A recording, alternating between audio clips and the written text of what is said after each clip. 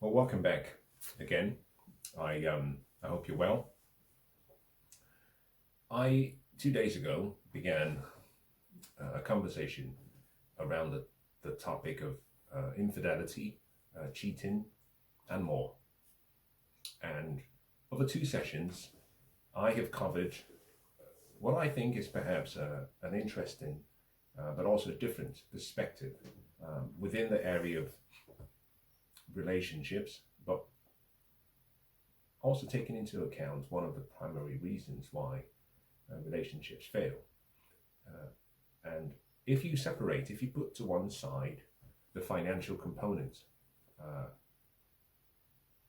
of the breakdown of relationships, I believe that actually the second, and usually the most significant, is either a break of trust, a breach of an agreement, some form of feeling of disloyalty, evidence of promiscuity, evidence of infidelity, or cheating, or something within the same basket of reasons. And so 2 sessions ago, I started to share some of my views about infidelity and cheating. It was directed primarily towards women. And the reason was that I was hoping to give women a different perspective, a useful antidote to what perhaps you may have learned, what you may have been taught, what you may have been conditioned to believe. And the purpose was simply to caution you, to ask you to hesitate in your conclusions and in your reactions. When you react to something, the thing is in control. When you respond to something, you are in control. And the 2 sessions and today's also, the aim really is to give you enough information that moves you from a place of reaction to a place of responding. So you're responding from a place of peace, calmness, logic, rather than emotion, betrayal, and confusion.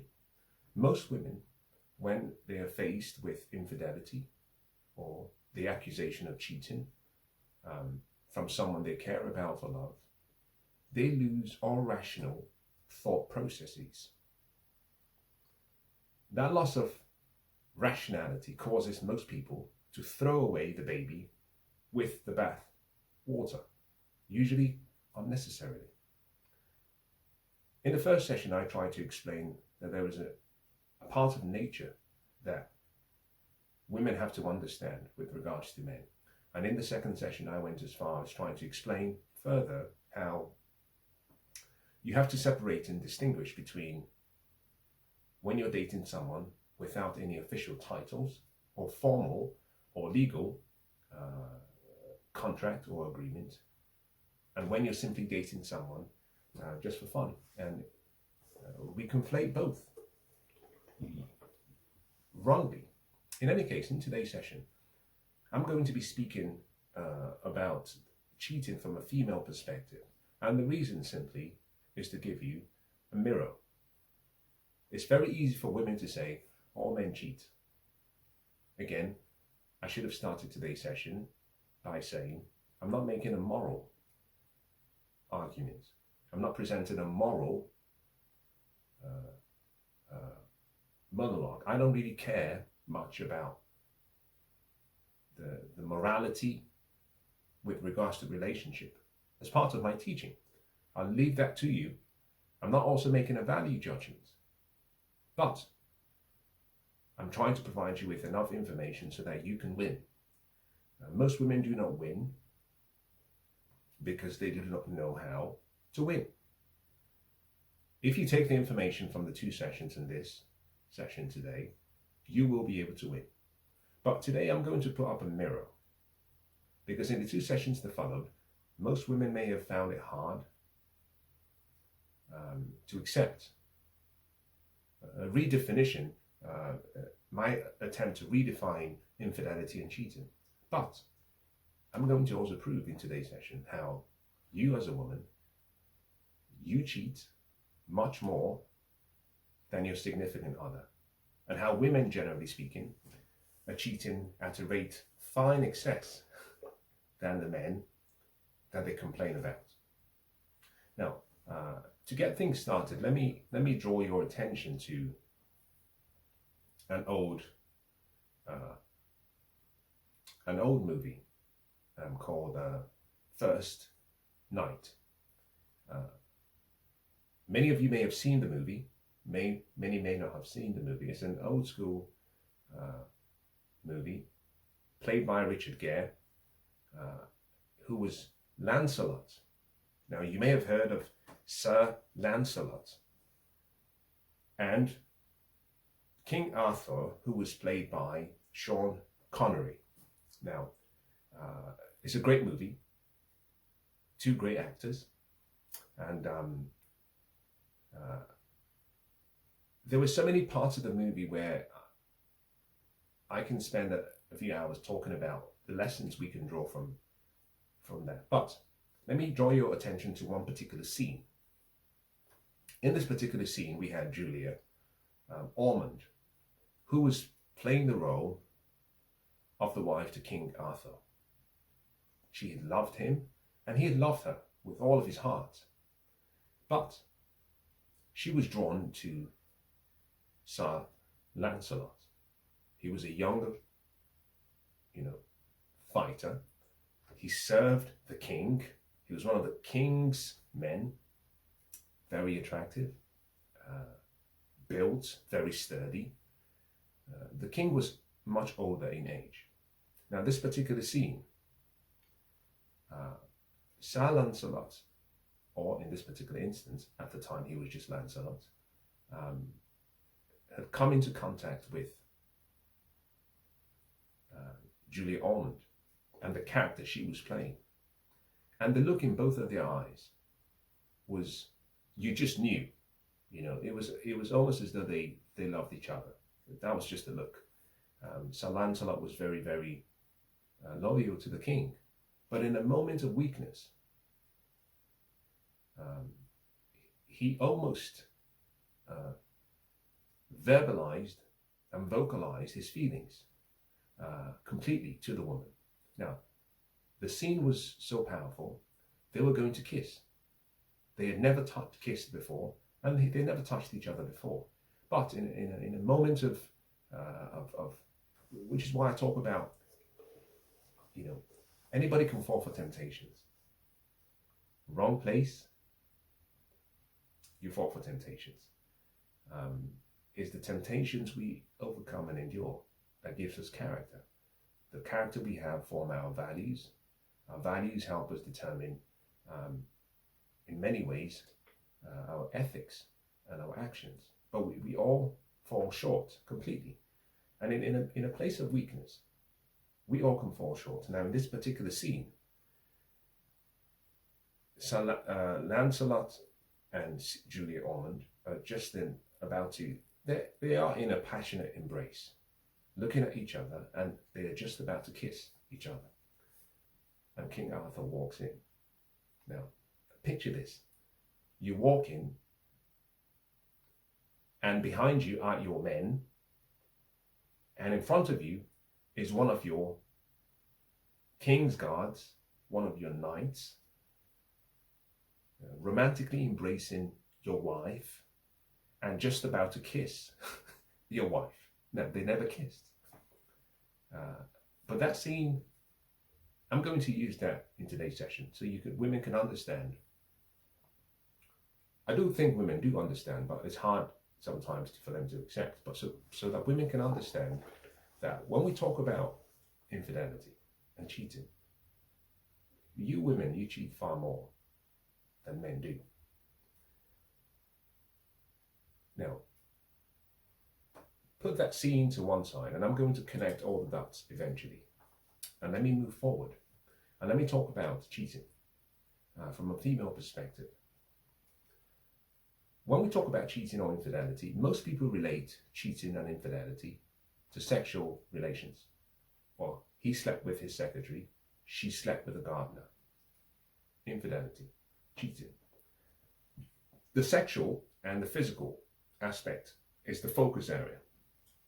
Now, in the first two sessions, my attempt was to explain and to convince women that from a man's perspective, the way women judge cheating is completely wrong. It's judged in the inverse way. Women judge cheating as though they are men. And I explained that if a woman wants to get things right, you do not judge based on sex. Though serious, but you do not judge based on sex.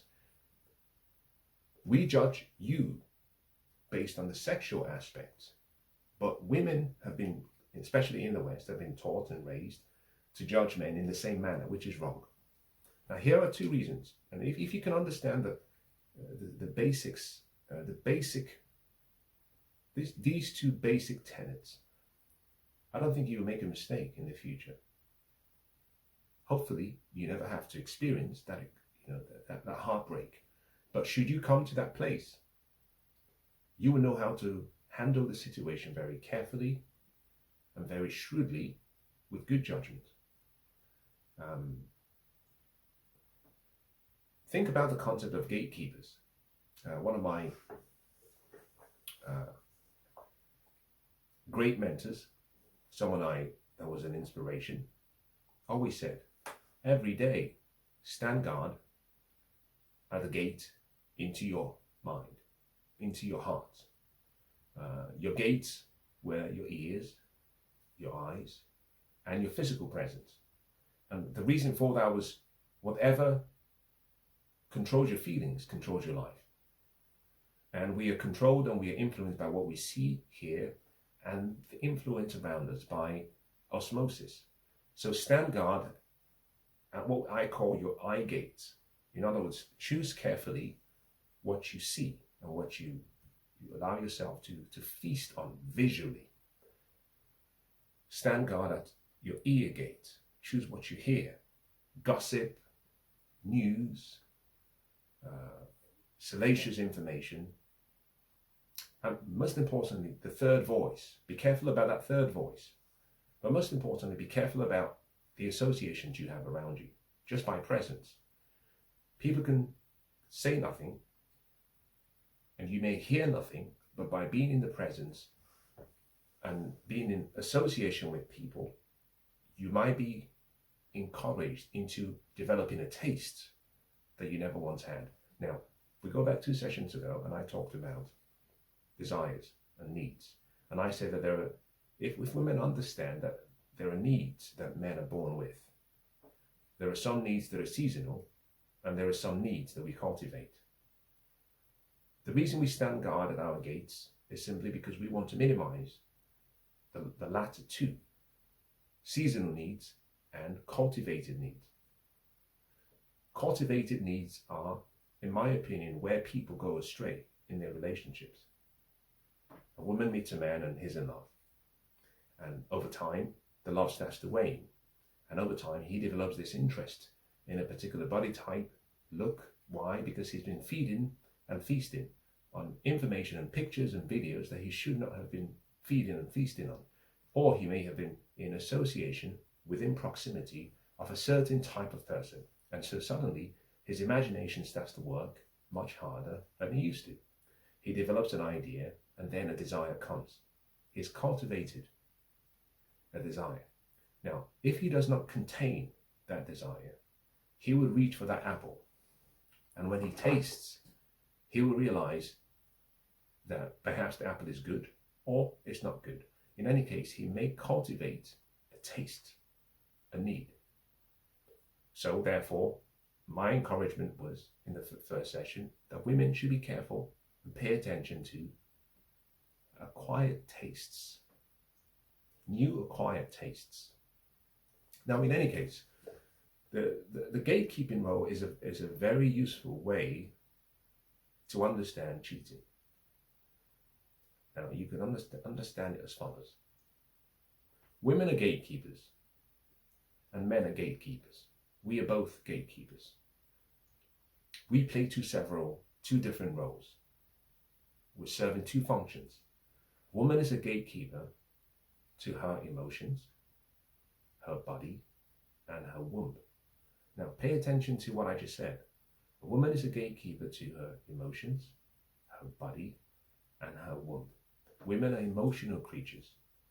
But at the core, what you have is that a woman's physical presence, which contains her spirit being. You know, we are spiritual creatures. We live in a physical body. We have an intellect, where we have a mind. We have emotions. The way a woman protects her emotions and the way she uses her imagination and her intellectual faculties, and therefore the way she manages her distractions and attractions, will determine how she uses her body and will determine her spiritual state. So a woman manages, as a gatekeeper, her body. A man, on the other hand, we are gatekeepers to relationships and who we decide to dedicate our lives to. This is partly why, when it comes to choosing a spouse, the man is the one who gets on his knees, because in many ways he's making a vow and he's saying, I'm going to die for you. I'm going to die providing for you. I'm going to die protecting you. I'm going to die being the priest that you need. And I'm going to die making sure that I profess my love through my presence. So therefore, man is a gatekeeper to relationships and marriage, or whatever type of union. We decide when we give the opposite sex the keys to have free access into what we call our territory. A woman also decides when she gives the keys to a man. Now remember, two separate things. With a man, I talked about a key. With a woman, I'm talking about keys. A woman can give a key to her body, but not give a key to her womb. She gives that invariably, especially if there's a mistake made. But by giving her body, she also gives invariably, implicitly, her womb and her emotions, because women are intrinsically connected through sex with their emotions. Men can have sex without emotions. We can separate our genitals from ourselves. Strange, women don't understand this, but it is true. We don't actually have that much of a connection. We talk about it in a funny way. We say, well, I don't know what head I was thinking with. My head, this one, or the one down there. Because sometimes it feels like a different human being, a different organism. It's part of us, but has a feeling of its own and a temperament of its own. In any case, if you understand the concept of gatekeeping, what this simply means is that what a man is really protecting is not really his emotions, because we're more logical. We don't think emotionally. What men are protecting is also not his genitals. Why? Because we are the ones who penetrate. You, ladies, are the ones who are penetrated, which is why sex and intercourse and intimacy is very different. It's very emotional. You pair bond. We don't. So we are not protecting our emotions. We are not protecting our genitals. Therefore, in judging us based on the act of cheating, you cannot use emotions. Now I'll come to address and provide an antidote to that, but you cannot use the same criteria of emotions and genitals as you would a woman. So when a woman judges a woman, she can say, well, she slept with him. She cheated. She can also say, well, she fell in love with him. I can't believe she fell in love with him knowing she had a husband. She's given her emotions, her spirit. Women judge women based on that, rightly so. But to apply the same criteria to men is wrong. Why? Because we gatekeep in a different way. And fundamentally, what we are gatekeeping is our presence. But our presence is a funny one because we have our manifested presence and our presence which can be congregated in one place. What we are protecting is our resources. Think about this carefully. If I work for 1 hour and I get paid £10 for that hour, if I gave you £10, I haven't just given you a £10 or £10 currency.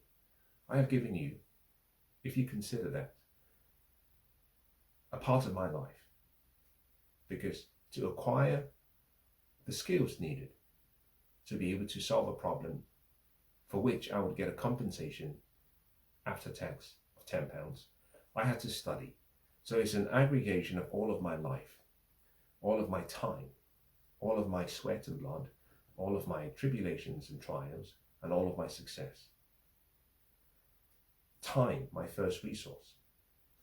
I exchange that time for money. So when I give you £10, I'm giving you all of me, a part of me, all of me denominated in a period of time, which we call £10. Resources, therefore, are a useful way of understanding a man's worth, because it takes all of us to create said worth or resource. What we are protecting, remember, the man is the one who goes on his knees and makes a vow or promise. What we're giving you when we ask you to join us, let's assume I ask you to join the Ote family as a woman. I'm simply saying I'm giving you my last name, but also I'm bringing you into the lineage of the family, that inheritance. And I'm also saying I'm giving you the opportunity to be the person who scribes our union and my lineage if you bring forth into the world my offsprings. But also I'm saying I want you to chronicle. The way we've had a chronicle of my ancestry line, I'm inviting you to join that in chronicling my life, your life, and my children's lives. A very important responsibility. But also I'm saying, I'm also bringing you in and giving you half my wealth. You're now entitled to half my wealth. And upon my death, you are entitled to all of my wealth. The wealth is the most important part. Men are very careful about who they pair bond with and who we select. Therefore, in judging the act of cheating, we use resources as the most important metric. Now, I'm not talking about infidelity, I'm talking about cheating. In judging cheating, a woman, if you want to judge a man who's cheating, you judge based on his resources. Am I spending, or is he spending, said resources on another woman to the same degree or equivalent or similar to what he spends on you? So for example, let's say I'm married to Mrs. X and we live in a very comfortable house, and let's say the mortgage is £1,000, and I were to meet a younger woman or an older woman or middle age, same age, and I start paying for her rent, and let's assume her rent is £725. I'm paying for that rent so I have a place where I can stay and be with her, but I'm providing for her. I might be with the missus for 5 days in a week and be with the mistress for half a day in a week. But my time is not equally spent, but my resources is proportionally similar. £1,000. As a matter of fact, you could even argue that the £1,000 I'm spending for the main house is 500 for the missus and 500 for myself. But for the mistress, she gets 700 plus. So I'm cheating because I'm taking the resources that should be for the family and for the woman who I've promised my legacy to, and I'm distributing that resource to another woman in exchange for sex, in exchange for inspiration, in exchange for affirmation, in exchange for whatever I choose. That is cheating. In addition to that, the reason this is the highest level of cheating is because in order to have created, like I said, that wealth, those resources, sometimes the connection, sometimes the influence, sometimes the protection, I have had to give myself all of my energy, time, sweat, blood to get said resources. The primary purpose and functions the men provide in a union: provision, protection, the priestly duties, and professing our love by our presence. If I were to give exactly the same thing to another woman, that is cheating, and I do so with my resources. By providing for her and making sure she is in a safe place. Let me give you a good example. The main house is located on, say, let's say Balderton Street, Mayfair. That's the main family townhouse. Beautiful Georgian building, 5-bedroom. The mortgage, considering I may have bought the house many years ago, I'm paying £1,000. Now, because I am a busy man, I decide that my office is probably 10 minutes away from the office, just off New Bond Street, so I don't have to travel far.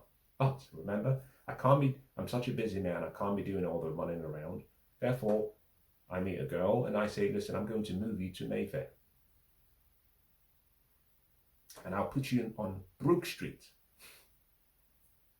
a few minutes from my main house. Put you in a nice flat.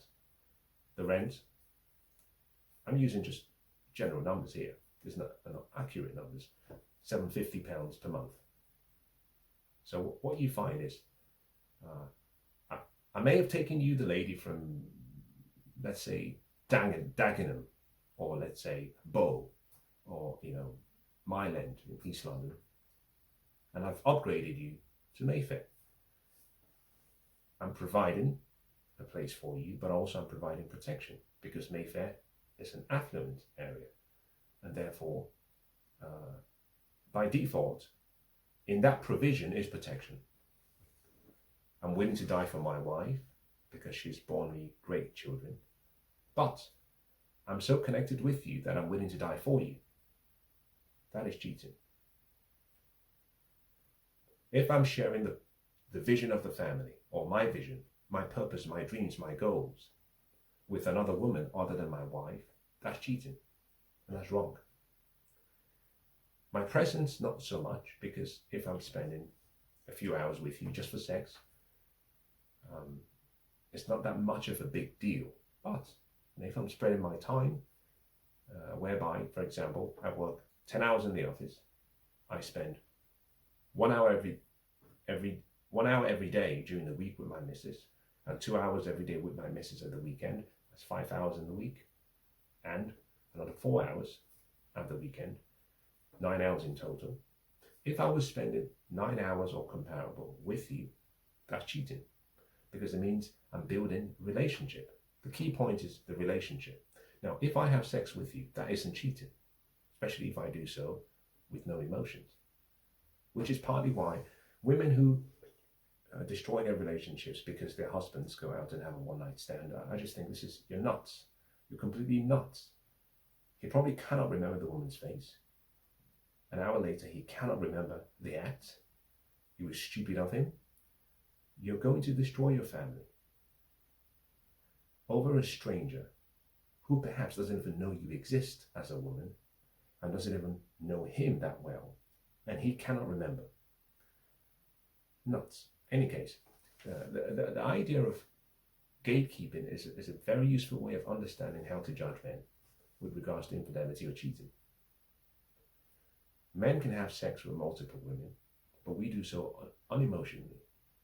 The moment there is emotions, cheating.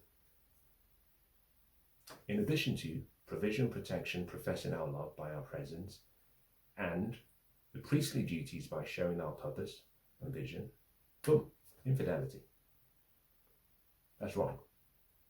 That's the first way of understanding cheating.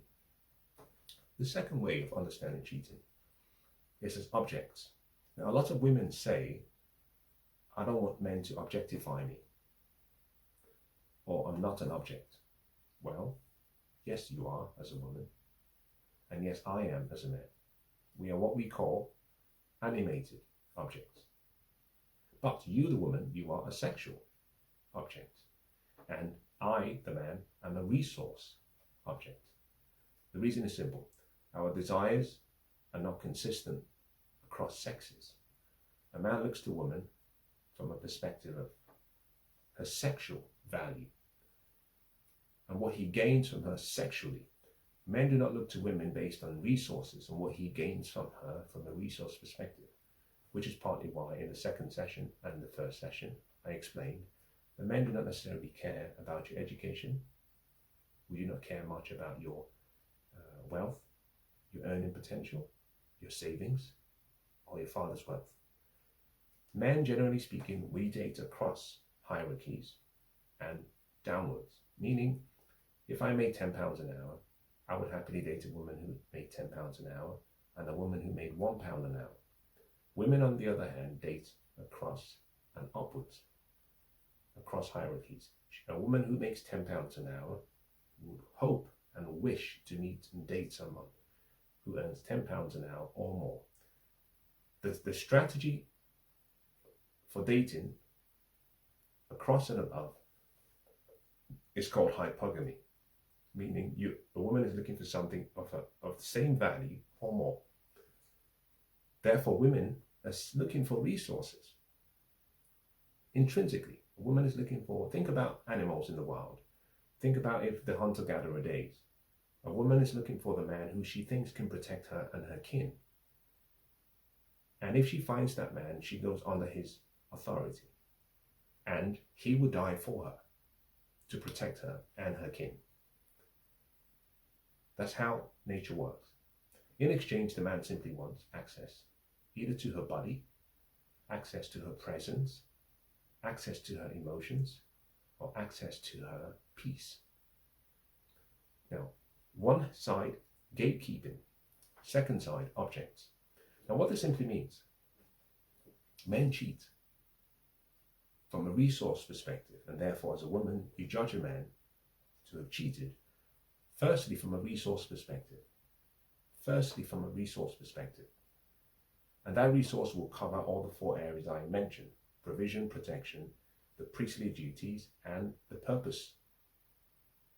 Sharing his purpose as a priest and his presence. Now, if we apply emotions into the equation, yes, that's cheating. A woman, on the other hand, cheats purely based on being a sexual object. So if she gives herself to another man, that's cheating in whatever form. That is cheating. Why? It goes back to the concept of gatekeeping. Remember, think about a gate, and there is a lock, and there is a key. I am the gatekeeper. I give you keys to the vault, so you have access, and unlimited access, and freedom of movement, and freedom to stay. If I were to take the key I gave you and duplicate the key, and give the key to another woman without your knowledge, without your approval, without agreement, I've breached the conditions of what we had as a common good faith agreement. Resources, gatekeepers. So I'm cheating on the basis of my resources. On the other hand, you, the woman, you're the gatekeeper to your womb, your emotions, and your physical body. If you were to give the keys to another man, you have cheated, because in addition to giving me the keys, there is someone out there who also has keys to the same, you might say, opportunity that I do.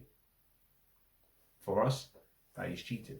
Now, many years ago, we needed to be able to detect paternity, and therefore we did not have technology, and we did so by making sure that first of all you were a virgin when we met, and you only stayed with me because I wanted to make sure that I wasn't transferring my resources to another man's child. And men, whenever they found a woman was promiscuous, they got rid of her because they said, my resources is too important and I do not want you to scribe. I do not want you to chronicle this lineage going forward. So you go. So to understand cheating from a man's perspective, a woman has to think like a man. To understand cheating from a woman's perspective, a man has to think like a woman. We're not the same. This is the mistake that the ideology of feminism and womanism has created. It's made women feel that just because they are human beings, which they are, and just because they're able and have the intellectual ability as men, which they do, is made women think and feel that they are the same as men. We are not. We judge things very differently. And a woman who does not understand and is not wise enough and is not discerning enough to separate the two sexes and understand and see things from their respective perspectives will always have issues with men. Now let me bring today's session to a close by just sharing how you, the woman, you cheat much more than we do. We go back to what I said. You are gatekeepers to your body, your womb, and your emotions. Now that body of yours, which is an object, if you objectify that body, and if you give what I will call the objectified derivative of that body to other men, that's cheating. Let me not waste any further time. We go back to the first movie I mentioned, The First Night. King Arthur walked in and saw his, you might say, general, Kingsguard, Sir Lancelot, embracing his wife. They did not kiss, but he saw in both of their eyes, especially in his wife's eyes. Now he did not judge too harshly that they had done something wrong, because a man looks at a woman and says, I can see that you are in love with him. Your spirit is with him. That is cheating. So you're the woman, you cheat when your spirit pair bonds with more than one man. And if you were still with one man, you cheat. It's partly why the great writers say, and my spirit cannot dwell with man anymore, any longer, because of the contention. There's a battle between spirits. My spirit can no longer dwell with you. Your spirit has moved to another person. That's cheating. Number two, emotions. If you have feelings as a woman towards another man, remember that women are emotional creatures. The moment you develop a feeling of intimacy and it's in your thoughts, that's cheating, which is partly why, the great writers were very smart and they were sage. They were very, very savvy. It says, and here I'm going to move into the concept of theology very briefly. Sin is a word that is used. In Aramaic, sin simply means to miss the mark. It comes from the archery term. You took an aim, and if you missed the bullseye, you were said to have committed one sin. You missed the mark. So to sin means to miss the mark. You've acted in a manner that is not consistent with what should have been the desired output or the end goal. You acted in a manner not consistent with who you are or who you profess yourself to be. One sin. But in theology, there is a concept called iniquity. And under the old covenant, things were based on sin. It was all physical. If you haven't washed yourself in a certain way for a certain number of frequencies and intensity and duration, you've sinned. You've missed. That's the Judaism and the early, what we call old covenant. The new covenant, on the other hand, changed. The new covenant said, remember, the new covenant was there to fulfill the old. It says, I have not come to abolish the old, but I've come to fulfill, to justify the old. The new replaced the old, but was built on the old. And he said, I may have said, and it may have been said, that if you commit adultery, you have sinned. You've broken the commandment. But I say to you, he who looks at another woman in his heart and says, I have had her, or I wish to have her, although that is only in his thoughts and in his feelings and not in his actions, he has committed the same sin as the person who committed the act. In other words, the new covenant brought together a reality, which is to say, we are spiritual beings, we live in a physical body, and we have a mind. And what you create in your imagination and in your memory is just as good as the reality. They're one and the same. One is the manifestation of the creation, and the other, the reverse. If you think in your heart, and if you vividly imagine in your heart having sex with another man as a woman, that's one sin. That's cheating. Now, this might seem quite harsh, but remember, women, you are the emotional ones. A man can think about women, watch porn, and he forgets, because we don't attach emotions. The whole thing has to do with the fact that we as men are more like beasts, and women are more refined. In theological terms, you come from us, we come from the soil. From dust we've come, to dust we go. So we're more similar to the beasts of the fields than we are to you, the woman. You were beautifully created, fashioned and formed. We were just molded from the soil. So we are more akin to the birds and the weasels and the foxes and the lions and the other animals than we are to you. So if you hold in your thoughts another man, you sinned. You cheated. Spiritual, mental, and on the mental plane, it comes down to how you use your emotions. It comes down to how you use your intellect. Your emotions are derived from the use of your intellect. So, for example, we have intellectual faculties: imagination, reason, will, memory, and one more: imagination, will, or focus, perception, intuition, and memory. How you use your imagination determines your emotional state. How you use your memory determines your emotional state. How you use your focus or your willpower determines your emotional state.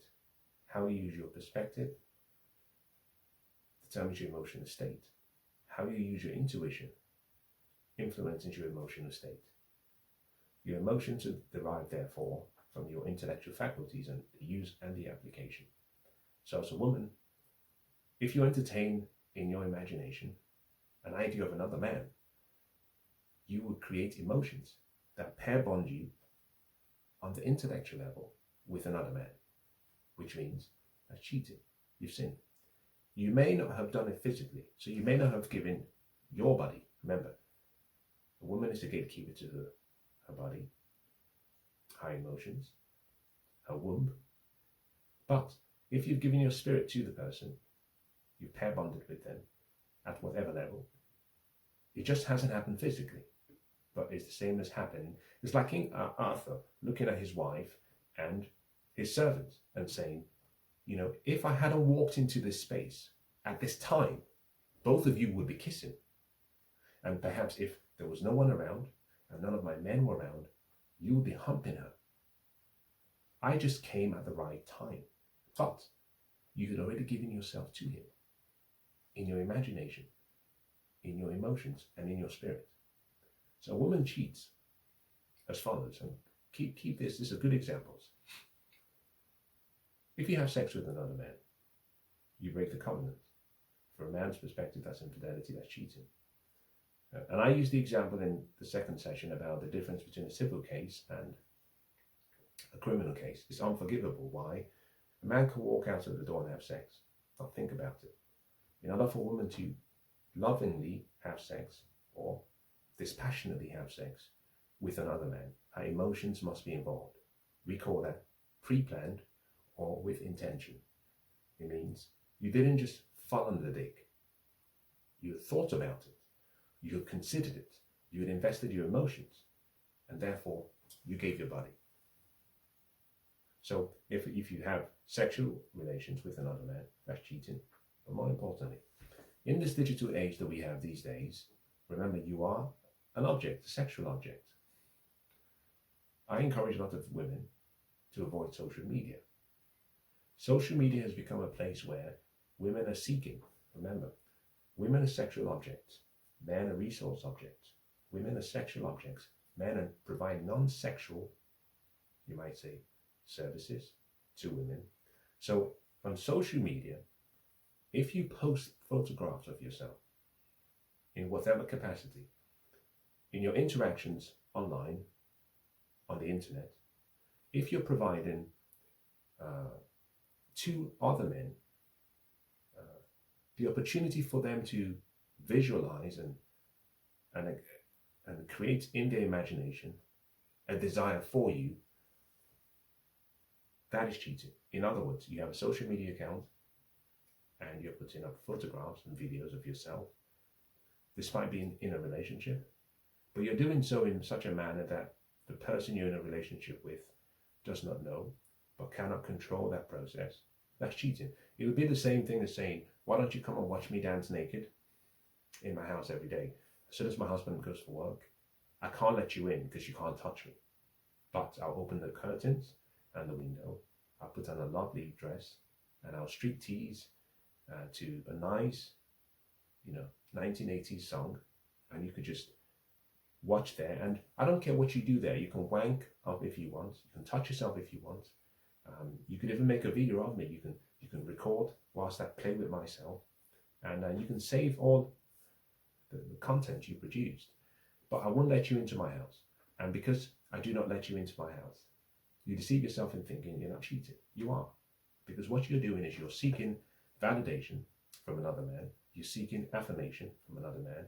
You're seeking for his presence, either by his time, his resources, or his attention. That's cheating. So whenever you accept advances from there, for example, another good example, you're married or you're in a relationship and you accept a date from another man, that's cheating. Why? Men go into dates with women for sex. We don't ask you out because we want to get to know you. We are cost-benefit calculators. We want to have sex. If you accept the invitation, we believe in our head that that is perhaps an opportunity for us to go from no to maybe to yes. If you do not make it clear from day one, listen, I have a relationship, I am married, there will be no sexual encounter between both of us.